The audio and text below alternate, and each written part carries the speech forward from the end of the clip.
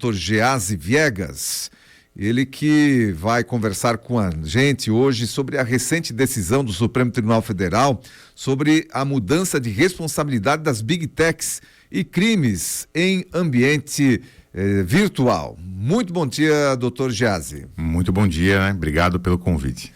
Muito bem, doutor Gease, vamos lá, começar a falar sobre esse assunto, que é um assunto recente. Essa é uma decisão recente do Supremo Tribunal Federal e que muda a responsabilização, então, das Big Techs.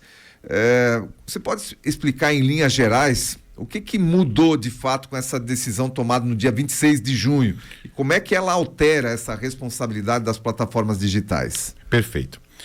Bom, nós temos o Marco Civil da Internet, né? Então, o Marco Civil da Internet, ela trouxe um de seus artigos a necessidade de ordem judicial para excluir conteúdos da internet, né? Então, Facebook, Instagram, redes sociais. Na verdade, não só redes sociais, tudo, né? Que gira todos na internet, provedores. Google, Meta, X. Todas essas plataformas. Então, o que ocorre? Para que elas fossem responsabilizadas civilmente, né, elas precisavam ser notificadas via uma ordem judicial. Então você entrava com processo, pedia uma liminar, o juiz intimava, e a partir daquele momento que a empresa não cumprisse a ordem liminar, é que gerava a responsabilização. Quando eu digo responsabilização, eu estou falando de indenização, né? Então é pelo descumprimento da decisão do juiz. E agora essa decisão veio para quê? Para informar de que não precisa cumprir aquela ordem judicial para gerar a responsabilização da plataforma. Ou seja, para o cidadão comum, né, para as pessoas, isso faz com que todo ato que acontece dentro dessa plataforma faz com que ela já automaticamente já seja responsabilizada caso ela não tome as providências necessárias. Então, por exemplo, aconteceu um caso antidemocrático aqui na cidade de Timbó. E aí foi solicitado para o Facebook, para o Instagram, né, para o Meta, para que seja baixado. E ela não fez, ela já incorre aqui nessa decisão. Antes precisava do juiz mandar tirar. Agora você pode notificar extrajudicialmente, por exemplo. A pessoa física pode fazer esse tipo de notificação. Agora, voltando à forma que o Marco Civil determinava que fosse, funcionava dessa forma? Sim e não. Né? É sempre, o mais ou menos, é o depende, né? No direito a gente fala muito depende, mas precisava disso, né? E aí a gente entrava no entrave, porque o Poder Judiciário mandava fazer o cumprimento das decisões, mas essas grandes empresas demoram para cumprir. Então essas informações elas ficavam no ar por muito tempo. Então mesmo com a aplicação das multas contra elas não cumpriam em dia essas decisões. Elas preferiam manter o conteúdo, até pelo processo mais lento, mais demorado, judicial, que tinha que ser, que demorava mais para tirar o conteúdo do ar. Então o conteúdo ficava ali, se era um conteúdo ofensivo, enfim, o doutor vai passar ali quais são os casos também, né, que são previstos na lei, mas demorava. Agora a tendência é que haja seja mais rápido esse processo de retirada de conteúdo, então. Isso mesmo, que seja mais rápido e que haja canais eficientes de denúncias. Então, há um exemplo clássico, né? Tá em moda o que aqui? O golpe de WhatsApp, né? Então, no WhatsApp, muito golpe. Você vai denunciar um número lá, você vai denunciar uma conta, olha o tempo que demora e às vezes nem baixa. Então essas plataformas vão ter que criar canais e prestar contas, né, para um órgão específico do governo de que ela está fazendo a baixa dessas informações. Então tem que ter um canal, elas vão ter que fazer muita publicidade, denuncia aqui, denuncia aqui, denuncia aqui, para que a população geral tenha conhecimento que ela pode denunciar esses conteúdos, sem que precise de fazer muitos atos burocráticos, né? Notificações, entrar com ação judicial. Então a gente usa essas ferramentas por último.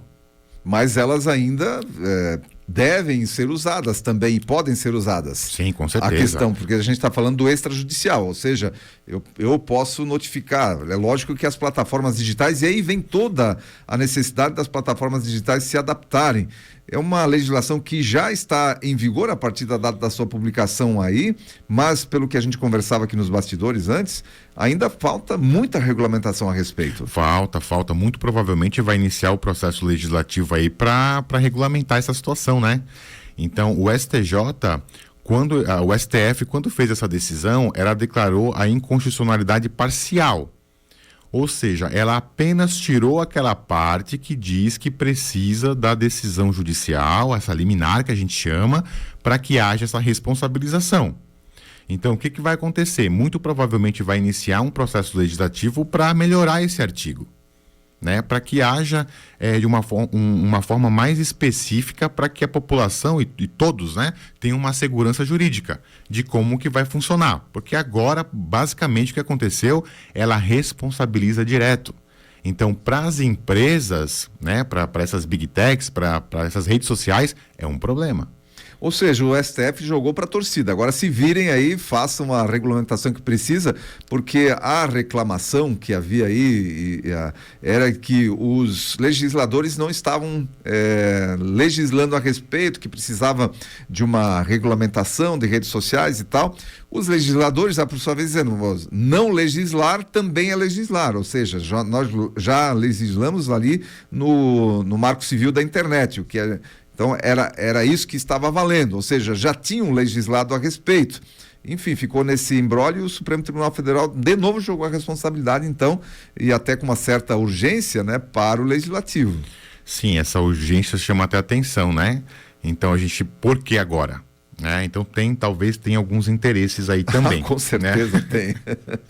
Pois é, e agora, na prática, vamos falar para o nosso ouvinte aqui, que gosta de usar o WhatsApp, que tem conta no Twitter, no X, que é o antigo Twitter, tem conta no Facebook, tem conta no Instagram. Para a pessoa comum, o que mudou de fato? Bom, para a pessoa comum mudou a situação de que ela tem uma ferramenta a mais para denunciar. Claro que agora estão criando, né, essas ferramentas, mas então ela tem que entender de que ela pode denunciar isso, que ela consegue responsabilizar esses provedores, né? Então imagina, eu aqui fazer uma campanha difamatória contra o senhor, por exemplo, e até o Google, o Facebook, essas empresas baixarem esse conteúdo, o quanto não vai afetar o senhor? Então elas têm a responsabilidade de baixar imediatamente, porque é isso que eles querem que seja feito. Então, eu denunciei, claro que com uma fundamentação, né? Porque senão não vai ter conteúdo na internet, porque todo mundo se sente ofendido com alguma coisa, né? Então, por isso que eles criaram um rol, e esse rol é taxativo, né? Mas dentro desse rol taxativo, né, para variar, tem uma exceção, que são os crimes contra a honra. E aí, crime contra a honra pode ser tudo, né? Porque vai muito de interpretação, principalmente da pessoa, né? Então, o senhor fala assim, o Geazi é um cara de 2 metros, grandão, né? Aí eu posso, mas será que ele está me ofendendo ou não? Então é uma situação muito subjetiva, né? Mas, de um modo geral, ele vai abrir um caminho para que esses conteúdos sejam retirados do ar imediatamente. Mas os crimes contra a honra, eles são uma exceção aos demais? Ou eles entram também nesse rol? Não, eles entram no rol também.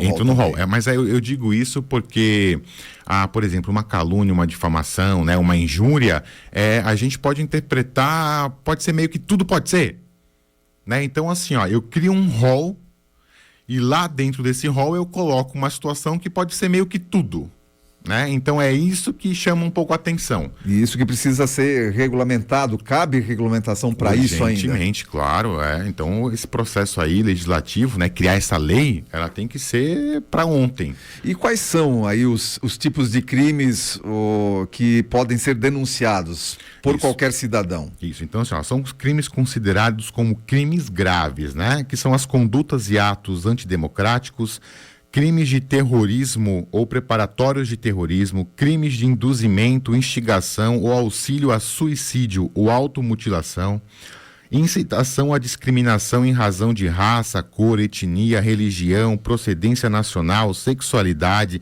ou identidade de gênero, crimes praticados contra a mulher em razão da condição de sexo feminino, inclusive conteúdos que propagam ódio ou aversão às mulheres. crimes sexuais contra pessoas vulneráveis, pornografia infantil, crimes graves contra crianças e adolescentes e tráfico de pessoas. E aí vem, claro, né, os crimes contra a honra. Muito bem, aí tem muita coisa que é bem específica, terrorismo e pornografia infantil, mas aí vem aquelas questões, por exemplo, que o doutor falou, que é atos antidemocráticos, que são os crimes de raça, gênero, cor e tal, que qualquer coisa daqui a pouco você fala meio que nem tinha a intenção de falar, mas falou, né, pode ser interpretado. Aí vem essas questões de interpretação e fica bem aberta essa situação, hein? Fica, então ela abre, né? Ela abre assim um rol muito maior de interpretação, e aí o cuidado que o ouvinte tem que ter é de às vezes segurar a língua, né? O dedo, né, na hora de digitar ali, para que não cometa esse ato, porque a responsabilidade cai para essas empresas em relação à exclusão do conteúdo. Mas você, que é o terceiro, que é o usuário, também responde por isso. Muito bem, e a grande discussão em torno desse assunto, doutor, é a questão de quanto isso vai impactar na liberdade de expressão. E que isso não seja uma espécie de uma censura velada. Claro que isso é uma questão de opinião, né? Porque é uma questão de opinião, mas é uma discussão válida essa questão da liberdade de expressão versus a censura que isso pode estar trazendo para as redes sociais? Com certeza, né? Com certeza, e já existe, né? A crítica, ela veio principalmente em relação assim, ó, nós estamos próximos a uma eleição. Então, será que não foi um jogo eleitoral para que na época da eleição seja excluído tudo contra um candidato X? Então, é isso que a gente vai ver na prática, né? Mas, com certeza, isso viola, né? Vai ter essa discussão de violação de liberdade de expressão. Porque, às vezes, eu posso criticar uma figura pública e a figura pública interpretar que, nossa, ele está me ofendendo, é um crime contra a honra, vou lá pedir.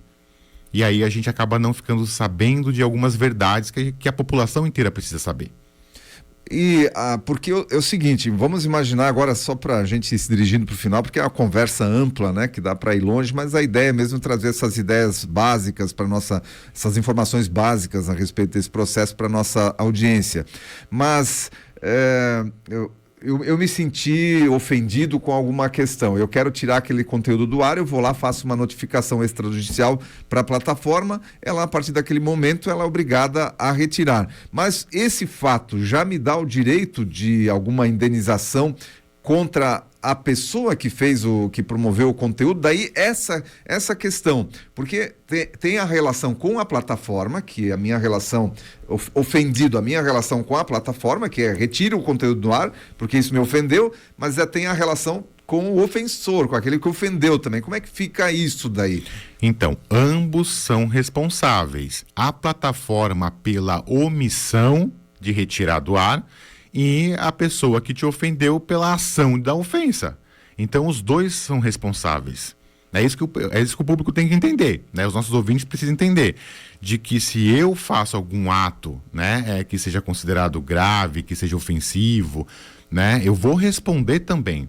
E é civilmente e criminalmente. Pois é, mas aí a plataforma, ela já, de forma preventiva, para não ter problema, ela vai retirar aquele conteúdo do ar. Agora, a minha ação contra aquele que eu teoricamente me ofendeu, aí já não é tão simples, aí passa pelo processo judicial normal. Sim, vai passar pelo crivo do Poder Judiciário. Então, as empresas, essas Big Techs, elas só vão ser responsabilizadas se elas forem omissas.